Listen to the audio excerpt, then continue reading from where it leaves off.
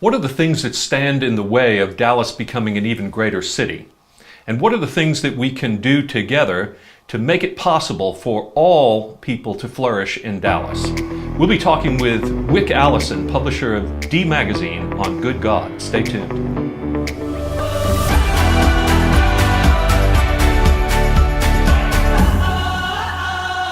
Welcome to Good God, conversations that matter about faith and public life. I'm George Mason, and I'm delighted to be able to welcome to the program today Wick Allison. Hello. Wick, thank you for coming. My pleasure. Wick is the publisher of D Magazine and an influential voice in the city of Dallas and abroad. From here as well, Wick is a Catholic Christian. And Wick, part of the work of this program is to help tie together for the general public's interest, how people of faith connect who they are in their faith commitment to what they do, their sense of vocation. Can you tell some of your own story about that? Well, when you find yourself in the media, and in my case, founded a magazine that is solely about Dallas. Yes. The mission becomes, it's unlike what happens when I have been head of national magazines later in life, after I started D Magazine. At national magazines, you can be engaged in a mission that's beyond yourself, but I'm not putting aside my nonprofit activity, but just basically commercial activity. It's strictly a business. I find myself as publisher of a city magazine when I came back, during my first tenure and when I came back. And there's an intimate tie between the city itself and as your subject matter and where and how the city develops itself. And we have always striven to be a magazine that makes Dallas better. Years ago, and during my first tenure, maybe the magazine was 3 years old, and I was listening to Dr. Louise Cowan. She's doing this huge seminar. She was at the University of Dallas, and she founded the Dallas Institute of the Humanities. And she was a remarkable woman. She was giving a lecture on the city. And I was in the back of a room, and there were about 500 people, because and I'm always perpetually late. I was at the back. And she was going through Athena and the founding of Athens and the city in myth and how a city needs myth. And she's going through this exposition, a fascinating exposition on the city. And toward the end, she's saying, now looking at Dallas, here are the steps that go in the recreation of a city. And she said, and D Magazine, and I perk up, and she says, let's just take the very simple matter of restaurant reviews. Restaurant reviews are a form of high criticism. And I'm going, they are? And she said, what D Magazine has brought to Dallas is a summons to excellence. And you cannot have a great city without great restaurants. Right. Because the restaurant is a family communal experience. And frankly, Dallas has been lacking, just very simple and necessary component of city life. But when D Magazine came along, now remember, we're only 3 years old.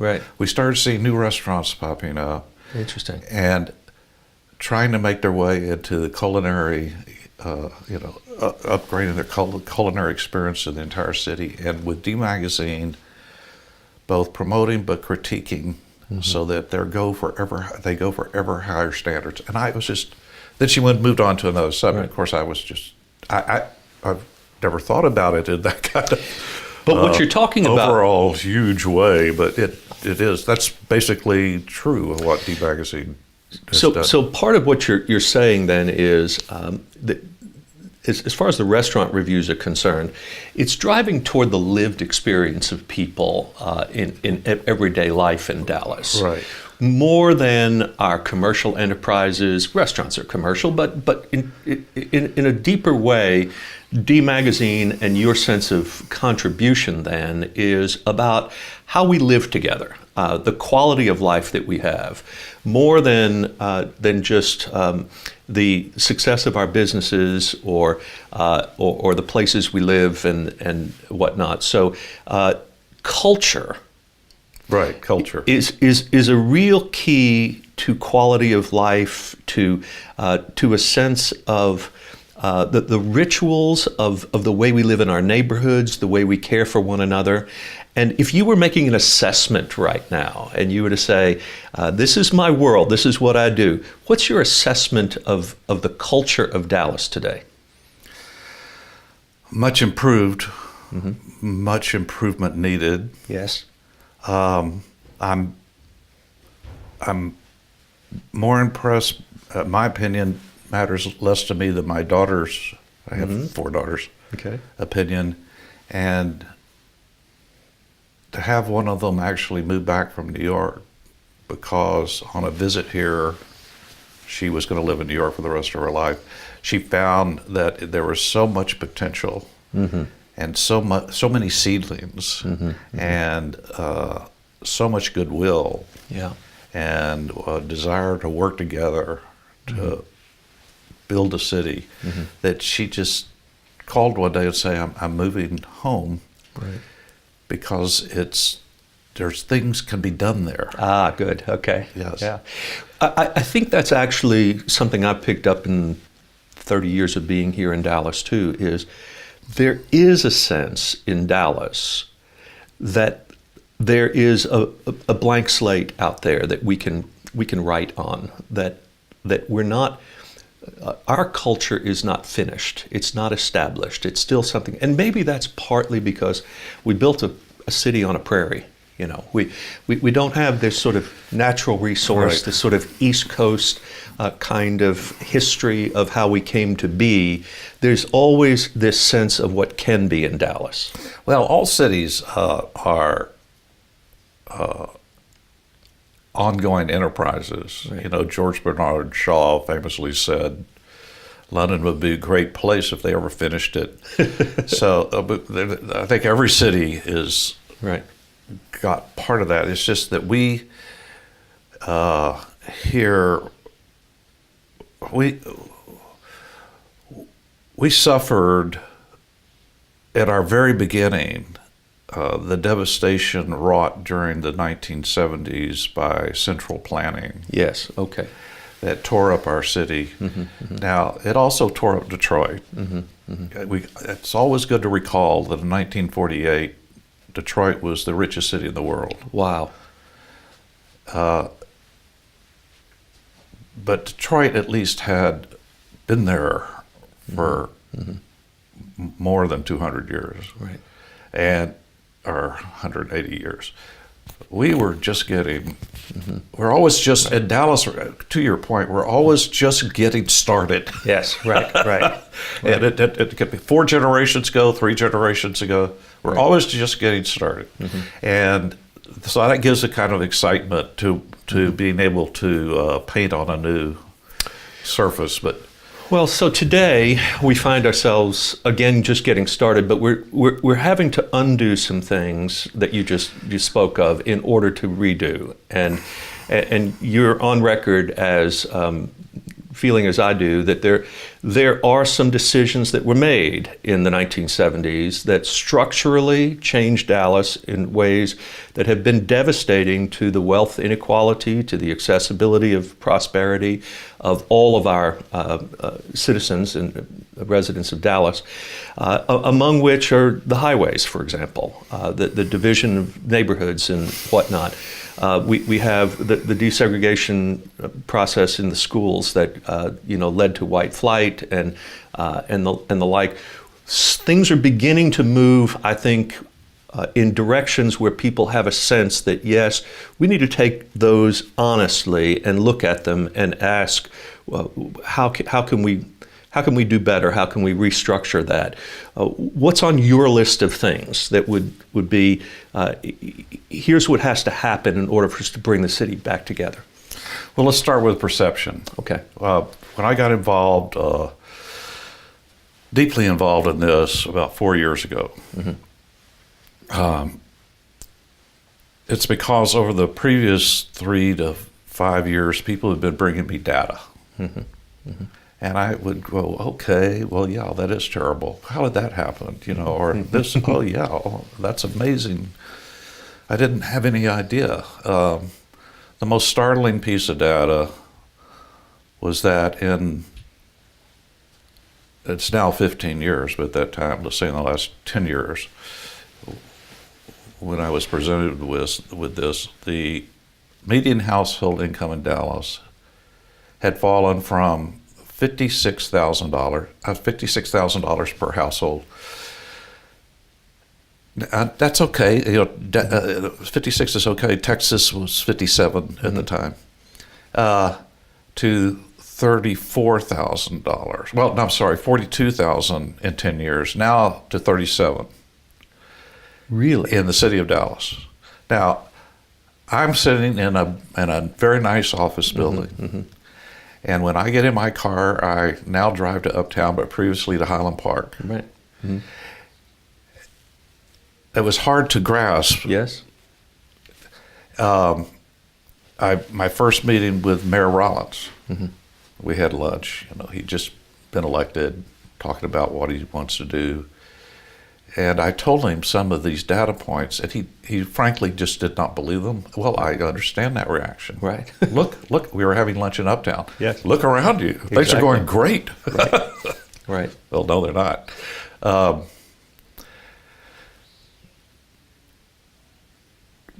We know the sources of the problem. You've just named them. But the fix is not as simple. But I know for one thing, for example, we can take the area around South Dallas. This is the reason I say it's not so simple. You take the area around below Fair Park, traditionally called South Dallas. Right. Even though it's in East Dallas. Yeah, right. It's a strange way we talk about Dallas, isn't right. it? Well, yeah, right. It just means it's black. Yeah, that's right, exactly. Anyway, so in this black neighborhood, Don Williams has had people track every project that's gone on in the last 30 years for improvement. Right. Try and salvage that neighborhood. Right. It goes from St. Philip's Academy to public school here to Parkland Clinic to Shep's Dairy going in over here to and hiring people, and every single project. And you count up each one of those projects, and it's about $250 million in public-private money has been devoted to South Dallas. This one little neighborhood. Right. During that period, 50,000 people left South Dallas. Wow. As soon as you get a postal job, you leave.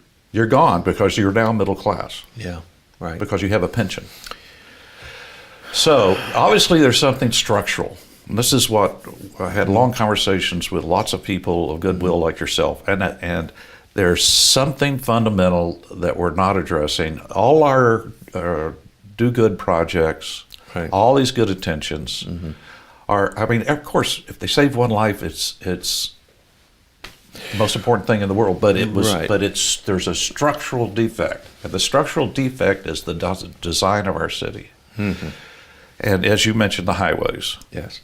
Can I tell you some stories about highways? You can, but hold that thought. We're going to take a break and promote a nonprofit in our community, and we'll be back in just a moment. We'll pick up with the highways.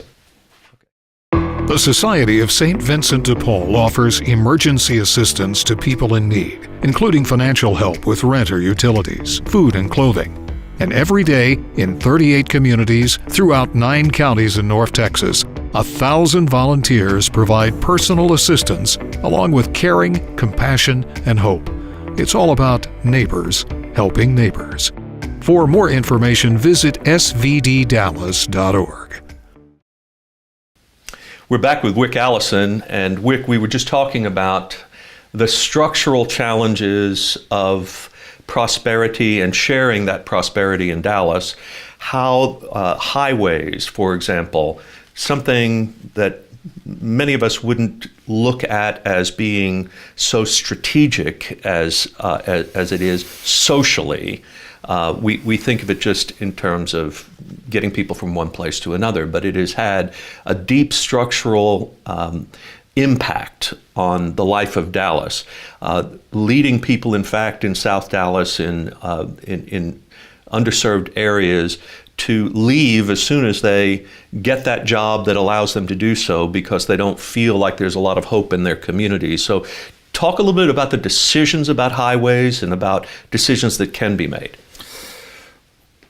Well, the history of highways is, obviously it's the interstate highway system, but when that was created, President Eisenhower was very firm that it was to connect cities, not to go through cities. Yes. As soon as he's out of office,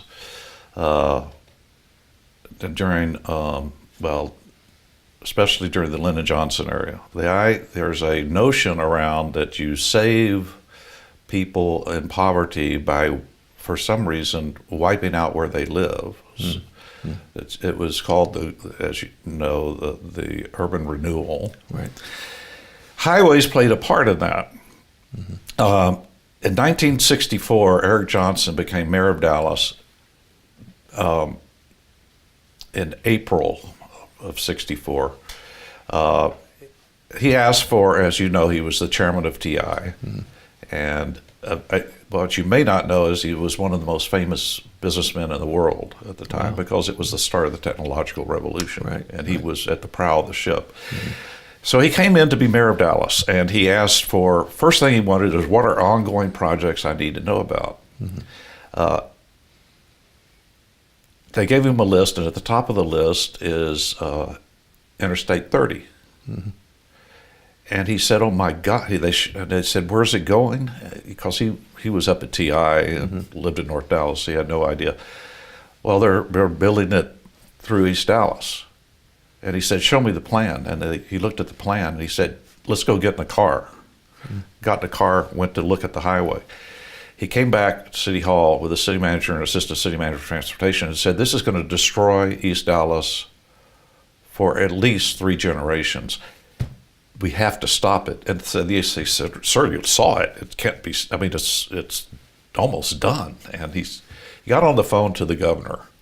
The governor has no power or something like this. And that began, he got on the phone to the transportation commissioner. There's only one in those days. And that began a very fractious relationship with the highway commissioner, but the bottom line was there was nothing they could do about it. And as a matter of fact, that highway was finished in December of 1964. Next on the list, Woodall Rogers being built. He said an elevated highway that's going to cut off downtown from the rest of the city. Right. It's going to kill downtown. It'll kill downtown. And it means that the other side of downtown, it will not be developable. So once again, here he goes. Right. But this time, you can't be stopped. Money's funded. Sorry, Mr. Mayor, it's just a done deal. This time he said, show me the contract to the city manager. And the city manager said, sir, he thought the mayor was worried about money.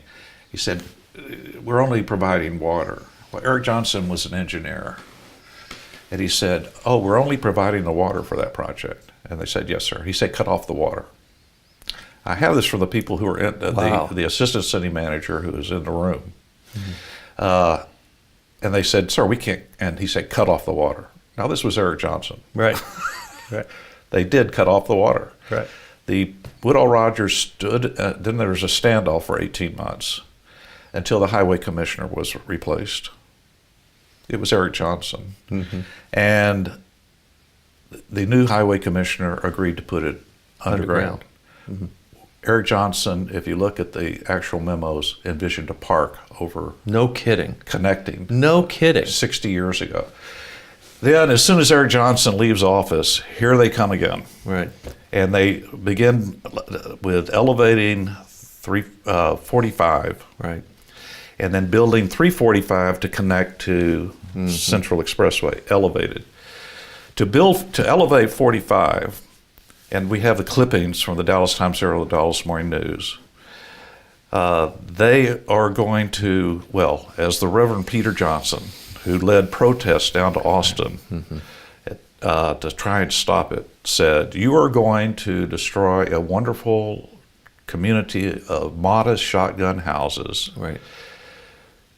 And the 100 to 200 businesses that live off that community and serve it. And you're going to leave in its place crack houses and liquor stores. Right. Prophecy Yeah. became reality. Then they keep going to build 345, which nobody knew what this section going through downtown was called until it became controversial. They destroyed 52 blocks, bulldozed 52 blocks of Deep Ellum. All those A treasure of Dallas, historically. treasure. Yeah.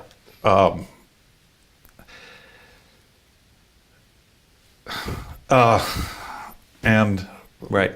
left us with what we have. So let me give you an anecdote to support what you're saying about the nature of the change in those communities. About 13 or 14 years ago, I started a nonprofit called Faith Leap, which was intended to use an early childhood reading curriculum, acronym LEAP, to help mothers of children in underserved areas and at-risk areas learn to read to their children and how to help them get ready for school. And we used the faith aspect of it because we thought we'll go to the churches Right. in these communities and provide these materials and staffing and training and all those sorts of things, give the materials to the mothers, and because we know that if a child is ready to read when he or she starts school, their chances of success are exponentially better. Right. Well, now, of course, the early pre-K movement is taking hold, and that's a tremendous positive, but you need to start reading to children when they're in the womb, and we all know that sort of thing. So we decided to create this. I worked with Don Williams about it, and we were working in South Dallas in the Fair Park area and whatnot, and here's what we eventually folded after about 2 years. Not because it wasn't a good idea, but because church after church that we went to said to us, we don't know our neighbors. Our church Right. consists of people who once grew up in this neighborhood, but they drive in now from other places because of the very thing you said.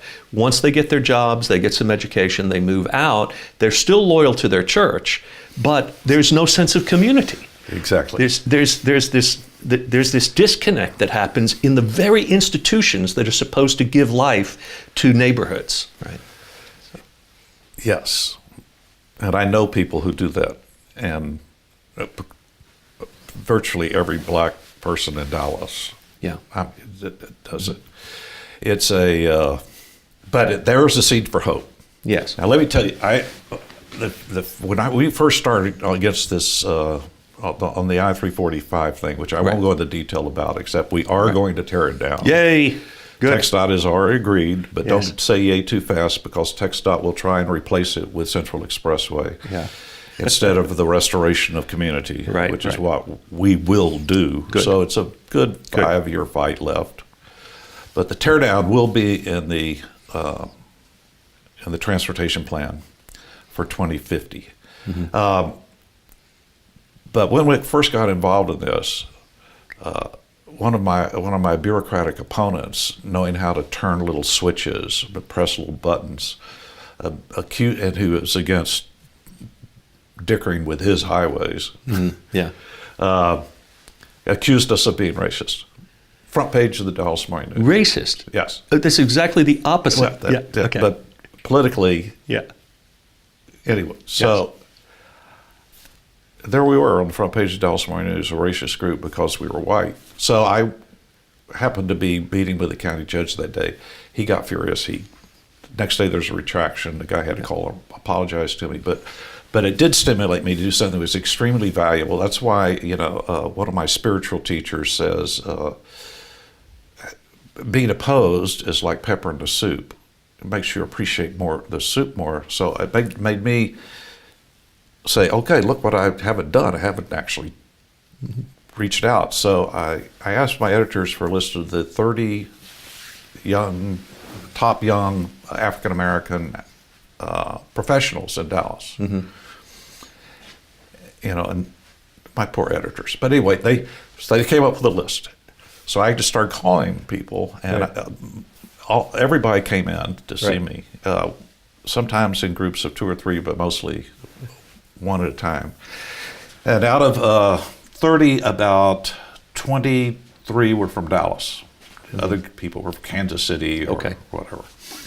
And I asked each of the people who were from Dallas where they lived and where they would like to live. And unanimously on where would they like to live, it was South Dallas. Wow. Maybe they're tired of driving to church, maybe. But I see that as a enormously positive sign that if we can have a plan to repopulate the area by destroying the barriers, physical barriers, that prevent a restoration of community. First, we have to take care of those. And there are also institutional barriers. The city of Dallas, not the city of Dallas, but Dallas as a whole has operated with legally a separate DISD, a separate transit system, a separate housing authority, and therefore City Hall has been very complacent about all these things. So one of our missions was not only battling TxDOT, but tearing down the institutional barriers, having boards on these outside agencies, and the school district is in, by the way, great shape. We don't have to worry about the school district. They've got great people. But the others, we have to bring under control and point in the same direction so we can relieve the barriers to human flourishing. And once we're there, by combining all these agencies into a common purpose, neighborhood by neighborhood, we can recreate the whole neighborhoods that once existed. When I say whole neighborhoods, school, housing, libraries, park, recreational transit, areas, is absolutely critical to get to jobs. That can all be done. It's not that hard. It's, as you introduce this segment by, it's getting to the point where you can start to do that. Well, and I think as we wrap up, I think the people who have who had the power to create the problem also have the power to undo what they did and to create opportunity there. But in doing so, my sense in terms of my relationships with faith leaders, especially in these areas, is the caution is that we have to watch that we don't then just after removing those barriers seize upon those areas for gentrification purposes, for our own sort of business interests, and not listen to the actual neighbors who want to have their own communities and the things they need in those communities. If you talk to people in some of these areas, they want grocery stores. They want basic things that allow them to determine their life on the ground without necessarily having a lot of the glitz and whatnot that a lot of people want to put in to the investment in their community. So how we do that is, I think, important too. I don't think it's a matter of glitz. The grocery store is a matter of having a dry cleaner. If you have a dry cleaner, especially if you had 2 dry cleaners, you're going to get a grocery store.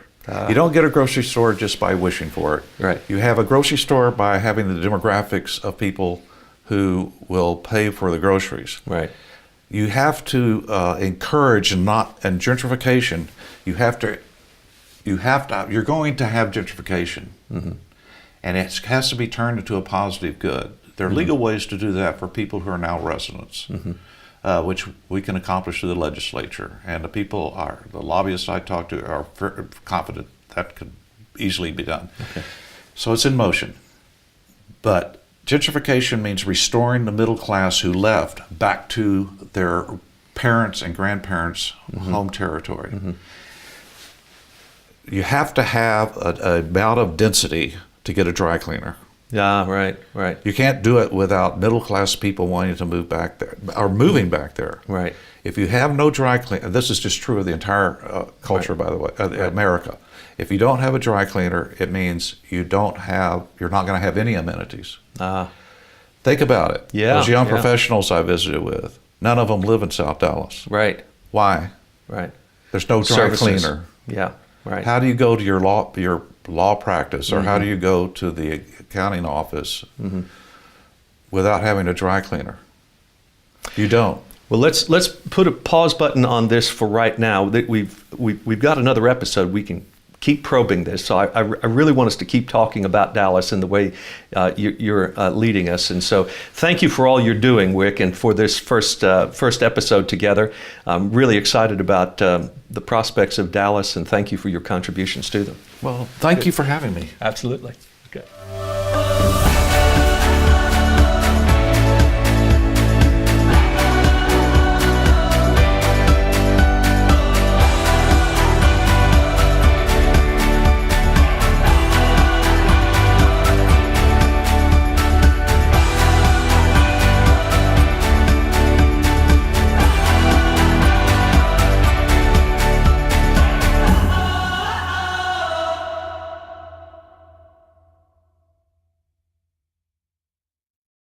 The Society of St. Vincent de Paul offers emergency assistance to people in need, including financial help with rent or utilities, food and clothing.